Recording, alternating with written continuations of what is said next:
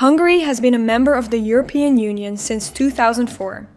According to the European Parliament, Hungary is not a real democracy, but should rather be described as an electoral autocracy. Harsh words, but what does it mean?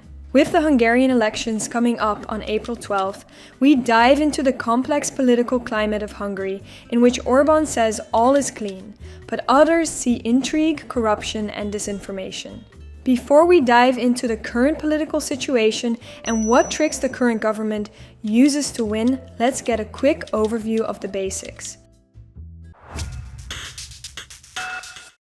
How does the Hungarian electoral system work? Hungary holds parliamentary elections every 4 years to elect members of the National Assembly, which is the country's main legislative body. Since 2010, the National Assembly consists of 199 members. Voters cast 2 votes, one for an individual candidate in their local constituency and one for a national party list. Out of the 199 seats, 106 members are elected in single-member districts. In these districts, the candidate who receives the most votes wins, even without an absolute majority. Such systems are called first-past-the-post or plurality systems. Such systems are often criticized because the winner takes the seat even if they receive less than half of the votes, meaning they may represent only a minority of voters in that district. However, supporters argue that such systems help create good local representation, since each district elects one specific representative. The remaining 93 seats are distributed through a national party list system. This means that seats are divided between parties based on their share of the vote across the country. Hungary also uses a compensation mechanism, where certain unused votes from district races are added to the party lists. This double system might feel unnecessarily complex, but it does have a good reason. The party list seats help balance the results from the district races so that national vote preferences are somewhat reflected in parliament. To enter parliament through the party list, a political party must receive at least 5% of the national vote. If 2 parties run together in a coalition, the threshold is increased to 10%. And for more than 3 parties, you need 15%. So joining forces is not an easy fix. So how can you vote as a Hungarian citizen? If you are a Hungarian citizen living abroad, you can still vote in the parliamentary elections. If you do not have a registered permanent address in Hungary, you must vote via mail.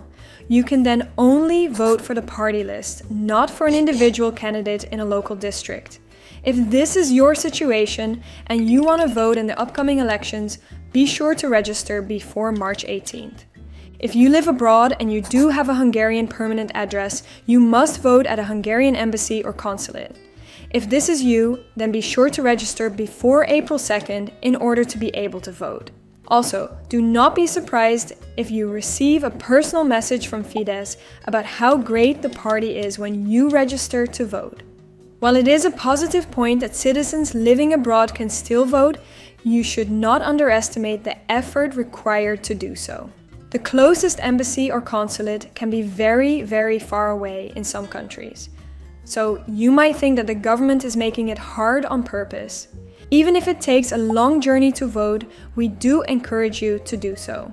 These elections, maybe more than ever, will decide which direction Hungary will take. So get creative, find others to carpool with, make a nice trip out of it, or something else. So what does the current political landscape look like? Viktor Orbán has been the Prime Minister of Hungary since 2010 with his party Fidesz.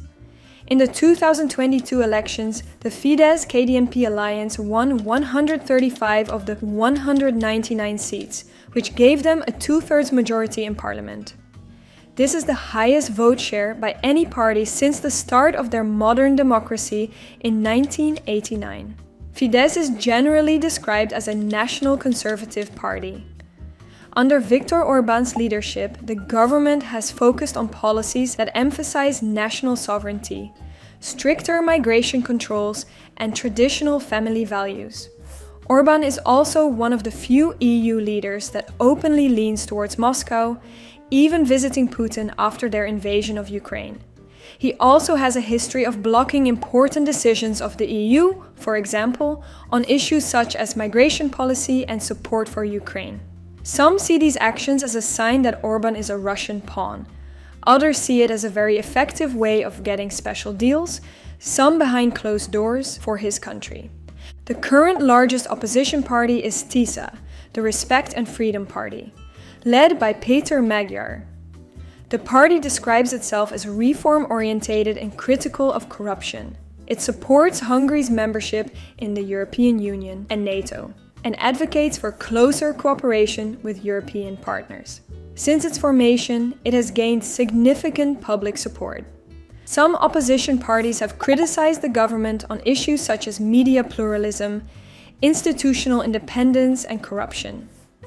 With Orbán's Fidesz always having a strong majority, these complaints and attempts to change it have not been successful at all. In a quite remarkable move, these parties are now withdrawing from the elections. Not because they have given up on changing Hungary for the better, but to improve the chances of someone beating Orbán. To make sure TISA is the only alternative, they increase the chances to overthrow the current government.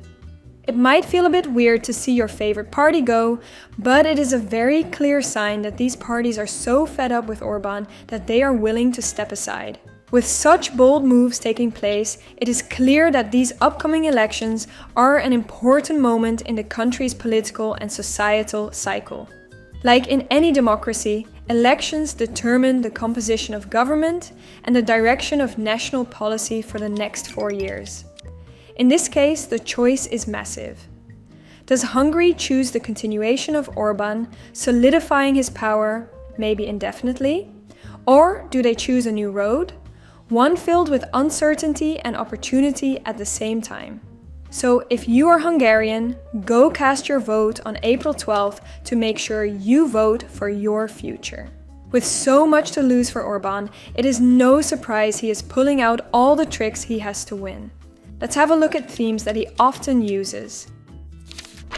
Disinformation and media control. Elections depend on voters having access to reliable information, but what happens when information becomes one-sided or misleading? Over the past decade, Hungary's media landscape has undergone significant changes under Prime Minister Viktor Orbán and his party Fidesz. Since returning to power in 2010, the government has transformed public media and introduced new media laws. Supporters say these reforms strengthen national sovereignty and cultural identity. However, international organizations such as the European Union, the OSCE, and media watchdog groups have raised concerns about media diversity and independence. Over time, many private media outlets have come under the ownership of government-aligned business figures. In 2018, many of these outlets were merged into a single foundation known as KESMA. Although many countries have media that are owned by a small number of wealthy companies or individuals, critics argue that the scale and political alignment of ownership in Hungary have raised particular concerns about media diversity. Despite the broad criticism, the Hungarian government itself says that the media in Hungary remain free and competitive. However, when you register to vote, you do get a message from Fidesz, but not from the other parties. And national media do clearly have very pro-Orbán messaging, while at the same time they push stories that aim to discredit his opponents, even if they are outrageously untrue. So what do you think? Are those coincidences, or is Fidesz using its government position to have an unfair advantage and push its own agenda? In some countries, election districts are designed in ways that can make it easier for certain parties to win. This practice is known as gerrymandering. It simply means drawing election district boundaries in a way that may benefit your own political party. It seems like a simple administrative move, but can have massive influence over electoral results. You might recognize this practice from the United States, where gerrymandering is also a hotly debated topic each time districts are changed. In 2011, the government led by Viktor Orbán changed the electoral system. The number of members of parliament was reduced from 386 to 199. At the same time, the country's voting districts were redrawn.